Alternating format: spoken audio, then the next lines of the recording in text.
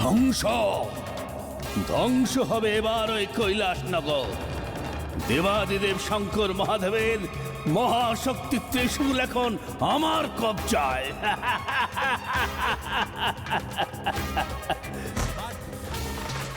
রাজা বিজয়নাথ। কে কে আপনি? আমি বাটুল। ও, ওই শঙ্কর প্রসাদের চর। সব খবরই আসে আমার কাছে। এই ত্রিশূল এখন এই বিরাটগড়ের সম্পত্তি। একে ফিরিয়ে নেবার দিবা স্বপ্ন দেখা বন্ধ করো, নয়তো ওই কৈলাসনগরের সঙ্গে সঙ্গে তুমিও ধ্বংস হয়ে যাবে। রাজা বিজয়নাথ, বাবা ভোলানাথের ওই ত্রিশূল আমি কেড়ে নেব না। আপনি স্বহস্তে ওই ত্রিশূল ফিরিয়ে দেবেন স্বস্থানে।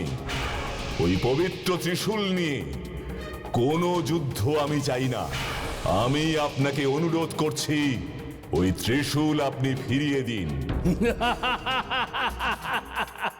এই মহাশক্তিশালী ত্রিশূল এখন আমার। রাজা বিজয়নাথ মহাশক্তিশালী। এই বিজয়নাথ এখন যুদ্ধ চায়।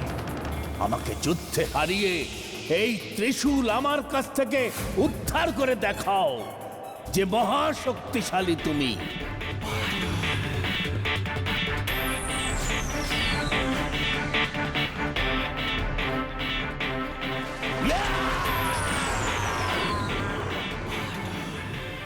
नमो शिवाय शान्ताय करणत्रयोहितो विनिवेदयामि चत्वानं त्वङ्गोति परमेश्वर। नमो शिवाय शान्ताय करणत्रयोहितो विनिवेदयामि चत्वानं त्वङ्गोति परमेश्वर।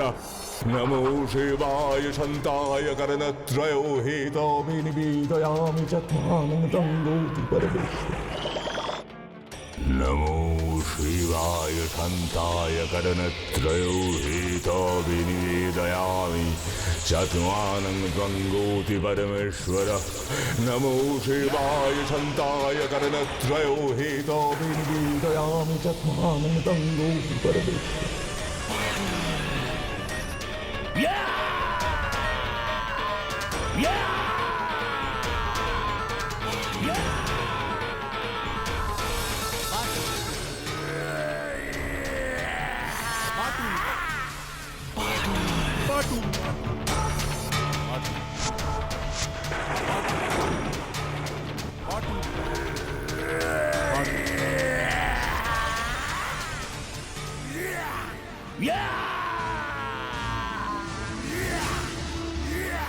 Batul the Great.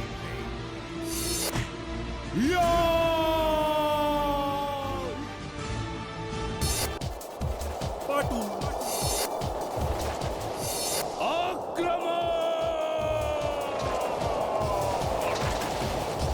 বাটুল।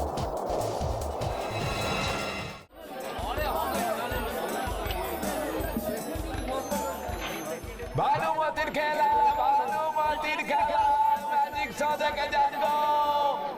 কিরে শম্ভু, দেখবি নাকি? দেরি হয়ে যাচ্ছে রে ফিরতে মহেশ। আরে চল না, কিচ্ছু হবে না, দেখেই যাই। চল চল, তুই এখানে দাঁড়া, আমি টিকিটটা কেটে আনি। হ্যাঁ,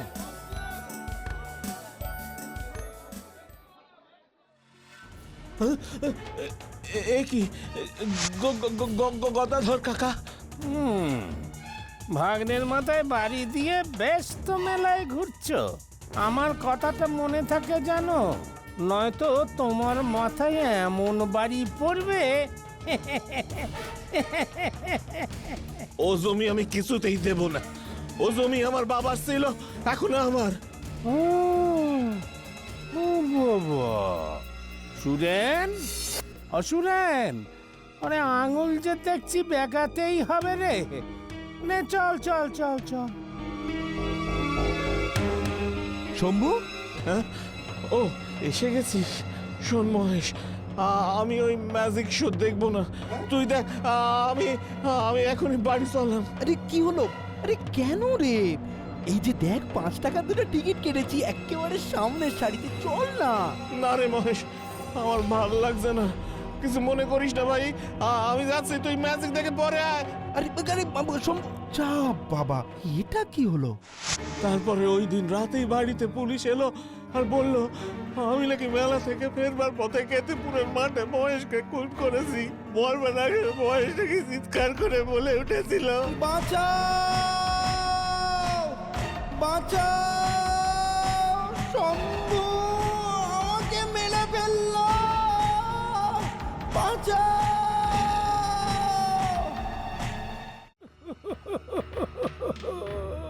পারলাম না।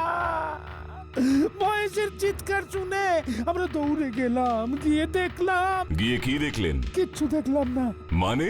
রক্তমাখা একখানা লাঠি, মহেশের এক পাটি স্যান্ডেল আর শম্ভুর গামছাটা মাঠে পড়ে আছে। ও কি ভুল করলাম আমি! কেন যে মহেশকে ওই খুনে শম্ভুটার সঙ্গে ছেড়ে দিলাম। মেলায় শম্ভুর সাথে আমার দেখা হয়েছিল, আমার ভাগ্নের টাকায় দেদার ফুর্তি করছে।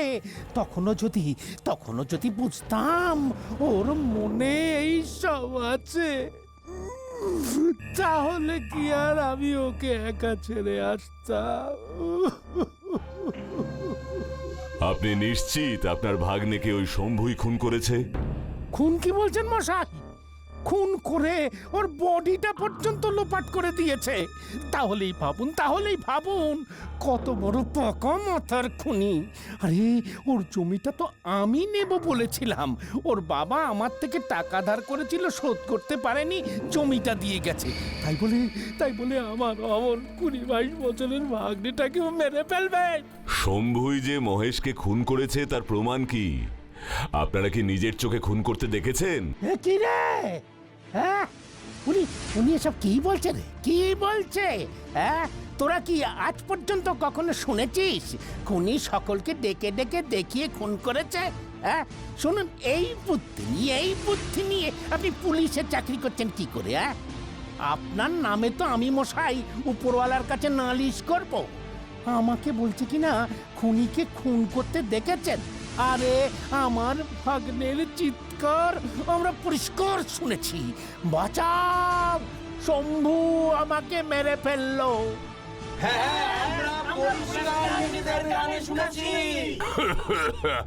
ওই চিৎকার শুনে তো দৌড়ে গেলাম আমরা। কেতুপুরের ওই মাঠটা এমনিতে নির্জন, সন্ধে নেমে এসেছিল। ওই মেলা থেকে লোকজন ওই মাঠ পেরিয়ে ফিরছিল। মহেশ, শম্ভু ছিল আমাদের আগে। শম্ভু মহেশের সঙ্গেই ফিরছিল, এটা আপনারা নিশ্চিত? আরে ওদের দুজনকে মেলাতে ঘুরতে সবাই দেখেছে। তা না হলে মহেশ মরবার আগে কেন চিৎকার করে বলবে বাঁচাও, শম্ভু আমাকে মেরে ফেললো? ঠিকই বলছেন আপনারা। তাছাড়া ও যদি নির্দোষ হয় তবে পুলিশের ভয়ে পালিয়ে বেড়াচ্ছে কেন? আর আমার ভাগ্নে যদি জীবিতই থাকে তবে ও এখন কোথায় আছে? মহেশ ফিরে এলেই তো প্রমাণ হয়ে যায় শম্ভু ওকে খুন করেনি। তাছাড়া খুনের জায়গায় পাওয়া রক্তমাখা লাঠি, মহেশের জুতো, শম্ভুর গামছা সব এখনো পুলিশের কাছে আছে। নমস্কার গদাধর বাবু, অনেক ধন্যবাদ। আশা করি আমরা কিছুদিনের মধ্যেই প্রকৃত দোষীকে ধরতে পারবো। দেখুন শম্ভুটা কোথায় লুকিয়ে আছে। হায় রে আমার ভাগ্নেটাকে মেরে কোথায় পুঁতে রেখেছে কে জানে। উমাটুল্লাহ, তুমি কি ভাবছো গো? চারপাশের সমস্ত কিছুই তো শম্ভুর বিরুদ্ধে যাচ্ছে, তবে খটকা একটা আছে। কি গো মাটুল্লাহ? মহেশকে শম্ভু খুন করছে এমনটা কি কেউ নিজের চোখে দেখেছে?